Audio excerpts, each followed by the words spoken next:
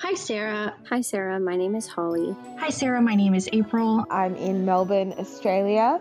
I have a question about... My name's Julianne, and we live in India.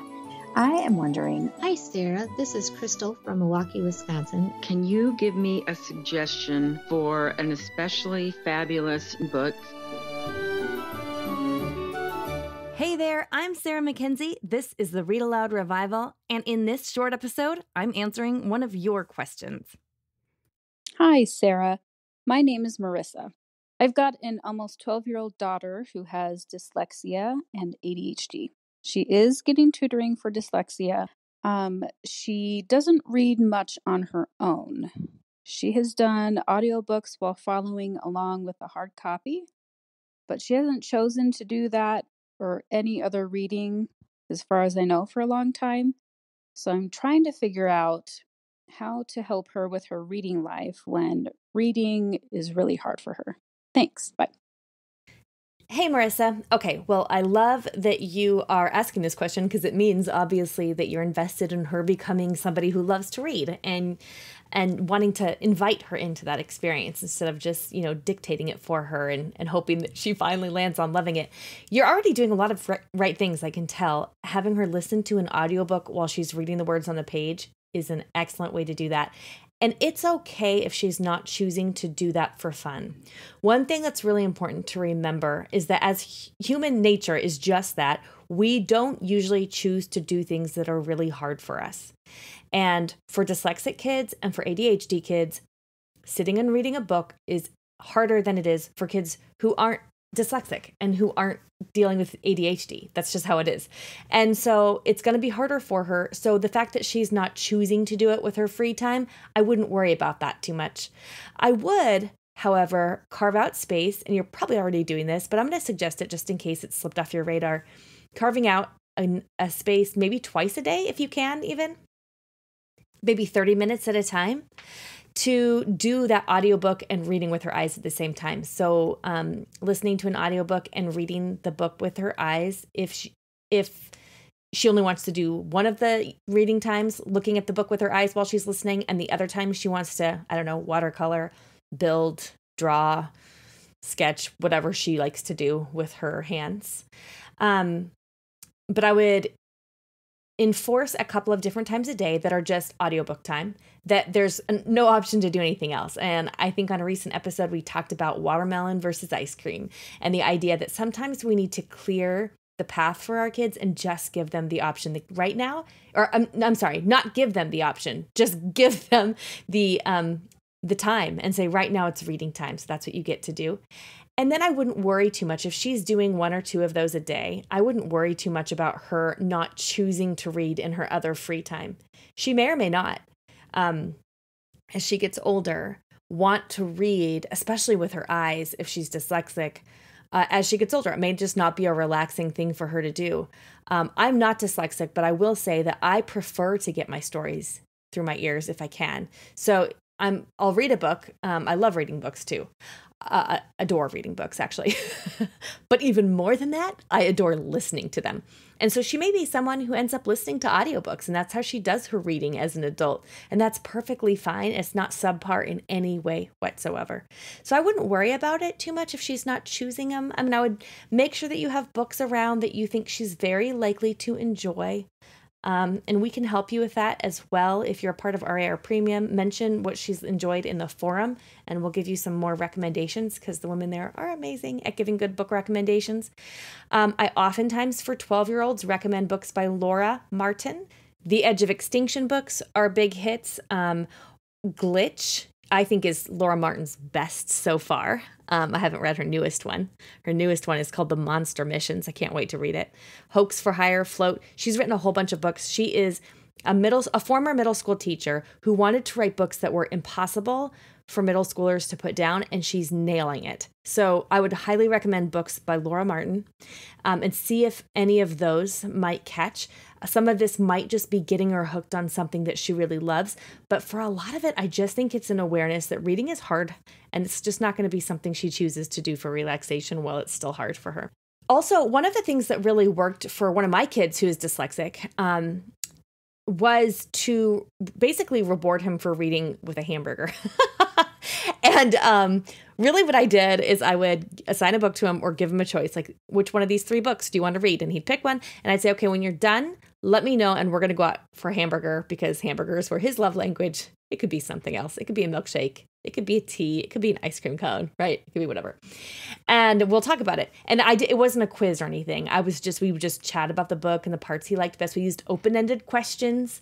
We have a guide of open-ended questions that you can use with any book at any age level to have a conversation with your kids about books. And if you haven't grabbed it yet, go to the show notes, readaloudrevival.com/191, and we'll put those in the show notes so you can grab that guide, because that's free and it's a super great resource. And see if you can't get her like one of those Laura Martin books, for example, or something else that you think she might like. And then offer that at the end, when she's done reading it, you guys can go get ice cream and chat about it or whatever. That ended up being a real like nice, natural motivator for him to want to finish the books that he was supposed to be reading. It didn't feel the same as like bribing him with a prize, because what I was really rewarding him with was time with me. That's a win, I'm just going to say. So that's another idea for you, see if something like that might help. And we had another question about ADHD that was related to ADHD. So let's go listen to that one. Hi, Sarah. My name is Holly. I am looking for some tips, some help, some resources of some kind to help us out with our son who is ADHD. We know it's okay for him to be busy during read aloud time. We know it's okay for his hands to do things. He doesn't necessarily have to sit still and quietly. However, he's so busy just ping-ponging around the room during read aloud time that it's causing a distraction for the other kids. So that's my question. How do we handle reading aloud and ADHD or other behavioral issues? Okay, so you already know that your kids can do things with their hands while they're listening, which is amazing. We're going to put a link in the show notes to anybody who wants ideas for what their kids can do with their hands while they're reading aloud, because sometimes we go, okay, so my kids can do things with their hands while they're reading, but what should they do? And for anybody who hasn't heard it yet, we have a whole episode on why your kids may actually listen better when they're doing something with their hands rather than sitting there and just listening. My children are 100% of the time doing things while they listen. I have mentioned in this episode even that I listen to audiobooks more than I read even. I listen to a lot of audiobooks. I'm always doing something while I'm listening. And I know I listen better that way. So I'm glad that you know what you can do. We're going to put a link in the show notes to that post of ideas on things you can have your kids do. Read-Aloud-Revival.com/73 is also where you can go to find those. But something else occurred to me, and that is that it's possible that he might need a couple of options of what to choose. Like maybe first of all, you could read aloud for a shorter period of time and ask his body to be still, but his hands can be busy. So instead of him ping-ponging all over the room, can you give him wiki sticks or Play-Doh or something he can do with his hands, but his body has to be still? So before you read aloud, you might be able to say, okay, in order to respect everybody else here, like, because you're showing him respect for his ADHD and his feelings in his body of needing to move and go, right, while he's listening. But you're respecting him, but he also needs to respect everybody else who's getting distracted by his movement. So maybe just even saying something like that, like in order for everybody else to be here as well, we're going to need you to pick a place to sit. And then which one of these 3 things do you want to do with your hands while you're listening? So for example, you could have wiki sticks, which are those wax sticks things that you can build with. Here's some Play-Doh, or here's some watercolors, or you could do Legos or something if he can do that without making noise, but I doubt that's probably possible. So you might want to do something else, but give him a few options and then just read aloud for as long as you know he can listen and bear it without moving. But once you know he's just being tortured by having to stay relatively still, then I would wrap it up. Even if it means you need to do more frequent read aloud sessions in your home, throughout your day, so that you can keep them shorter. And again, before you start, I would just have a very frank but kind conversation with him about how you are respecting the fact that, he gets wiggly, but he also needs to respect everybody else in the family's need to hear the story. So how can we do this together and kind of troubleshoot it together? Just as a resource for anyone listening who has kids with ADHD, my go-to resource is Colleen Kessler, RaisingLifelongLearners.com. She has a podcast and she has blog posts and she has a community and she's full of great ideas. So head to RaisingLifelongLearners.com. She's very helpful on helping you homeschool in a way that's respectful of your child and also respectful of the whole family. So RaisingLifelongLearners.com is a great resource for you. And we'll put a few of her resources in the show notes. I know she has a post called Everything You Need to Homeschool ADHD, I think is what it's called, and a couple of podcast episodes that touch on ADHD as well. So we'll make sure that we put those in the show notes too. The show notes for this episode are at readaloudrevival.com/191. All right, I think it's time to hear from the kids about the books they're loving lately. My name is Grace. I live in Richland, Washington. My favorite book is Delightful by Tim Buffett. I like it because the pictures are beautiful. I like the mystery and adventure. My name is Francesca. My favorite book is Unicorns Are the Worst. It is glittery and fun to read. The unicorns use magic to save the girlfriend.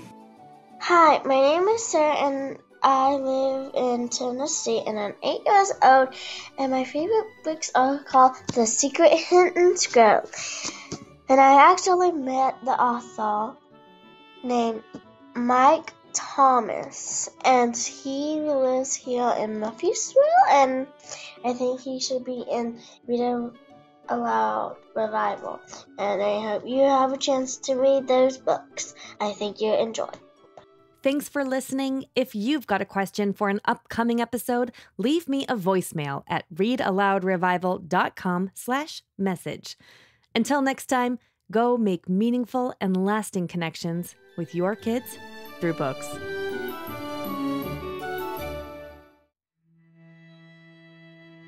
So many of us feel overwhelmed in our homeschool. There's a lot to do, and it feels like every child needs something a little different. The good news is, you are the best person on the planet to help your kids learn and grow, and home is the best place to fall in love with books. I'm Sarah Mackenzie. I'm a homeschooling mother of 6, the author of Teaching from Rest and the Read Aloud family, and I'm the host here on the Read Aloud Revival podcast. This podcast has been downloaded over 8 million times. And I think it's because so many of us want the same things. We want our kids to be readers, to love reading. We want our homes to be warm and happy havens of learning and connection. We know that raising our kids is the most important work of our lives.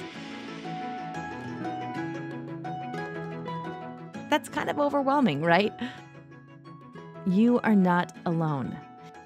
In Read Aloud Revival Premium, we offer family book clubs, a vibrant community, and Circle with Sarah coaching for you, the homeschooling mom, so you can teach from rest, homeschool with confidence, and raise kids who love to read. Our family book clubs are a game changer for your kids' relationship with books. We provide you with a family book club guide and an opportunity for your kids to meet the author or illustrator live on screen. So all you have to do is get the book, read it with your kids, and make those meaningful and lasting connections. They work for all ages, from your youngest kids to your teens. Every month, our community also gathers online for a Circle with Sarah to get ideas and encouragement around creating the homeschooling life you crave. They're the most effective way I know to teach from rest and build a homeschool life you love.